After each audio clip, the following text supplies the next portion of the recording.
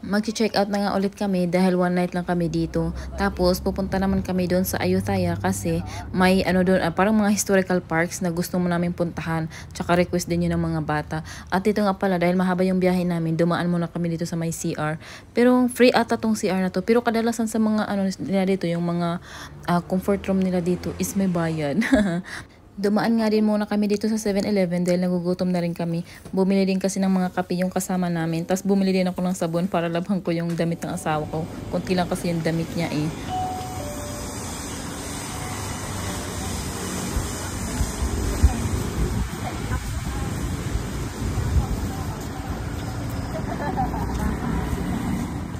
Ang cute talaga nilang tingnan habang nagsasabi ng kapun ka o kaya sawadikap, ganun.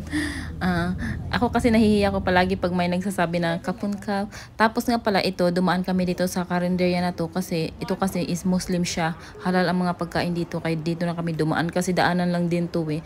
Tapos kinabukasan nga is dumaan din kami dito bago kayo pumunta ng Bangkok eh. Ito nga palang pupuntahan namin na na parks is Wat Mahat Hat or Wat Mahatat ata parang ganun. Tapos may bilihan din sila ng souvenirs dito. Dito nga din pala ako nakabili ng nung pinasalubong ko sa ka-work ko na coin purse kasi inisip ko kasi baka kasi sa Bangkok pag nagpunta na kami hindi na ako makabili doon. Ito na nga pala pumasok na din kami dito. Yan siguro yung yung struktura niya dati siguro nung hindi pa talaga nasisira. Hindi ko din kasi alam kung bakit siya nasira na to. Siguro dahil sa war.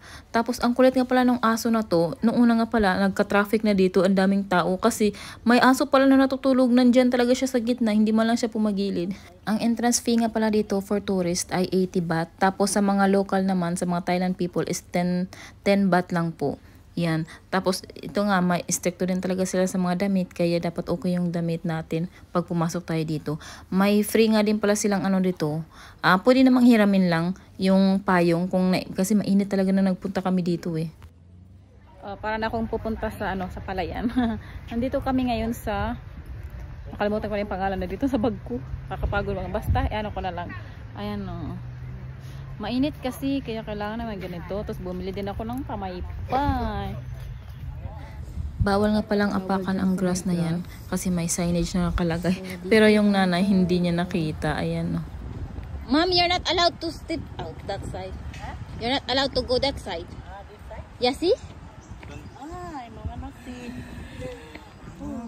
One of the most important Buddhist temple nga pala itong Wat Mahat Hat or Wat Mahatat na matatagpuan doon sa Ayutthaya, Thailand. Tapos naging famous nga din pala ito dahil doon sa puno na tumubo sa sculpture head ng Buddha. Ayun, kaya naging famous talaga ang temple na to. Tapos napakaganda dito. Kahit mainit siya pero maraming pa rin tao na nandito. Siguro maganda talaga to nung araw. Kaya lang talaga sayang lang at nasira siya. Kahit nagkasira-sira na dito pero napakaganda pa rin. Tapos ang ganda din nung panahon. Tingnan nyo, ang ganda ng langit. Kulay blue talaga siya. Madami nang nakapayong dito kasi mainit talaga siya. Pero ako hindi na kasi naka-ready to fight na ako eh. Ready to fight na sa araw kasi may shades na ako. Tapos may may hat pa ako. Kaya okay na sa akin. Tapos may pamaypay din ako. Ang hindi lang ako ready sa paglalakad na to ay tubig kasi hindi ako nakapagdala ng tubig kasi napakalit ng bag ko. Naawa nga ako sa asawa ko kasi nauuhaw na siya. Tapos sabi nga niya may tubig daw yung kuya niya. Kasi sinabi ko doon sa kuya niya kung may tubig ka, painumin mo yung asawa ko. Nabawasan niya na pala kaya asawa ko hindi na siya uminom. Kaya kawawa yung asawa ko. Ang tamad-tamad din kasi magbitbit ng tubig eh. Kahit sinasabihan ko na siya magdala siya palagi. Napakainit kasi ng panahon nang pumunta kami dito. Kaya sabi ko sa kanya magdala na siya ng tubig. Pero hindi pa rin. Ayaw pa rin magdala. Gusto niya ako palagi magdala eh. Ayoko naman magdala kasi napakalit ng bag ko. At ito nga pala napakalaki ng na yan. Ng mga sculpture nila dyan. Tapos nga pala yung iba nilalagyan nila ng bulaklak o kaya mga coins. May mga coins yung iba dyan. Yeah. จัดไปคาเลน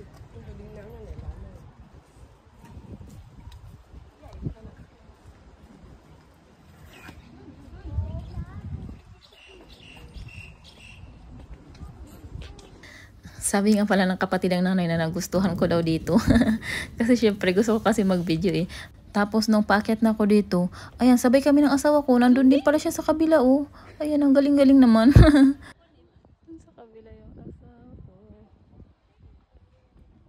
Ito nga pala yung pang 4 days namin sa Thailand. Tapos yung brother-in-law ko medyo na-stress na siya kasi hindi niya kasi alam kung ano daw yung sunod namin na pupuntahan. Sabi niya hindi daw kami tumutulong tapos siya lang daw palagi.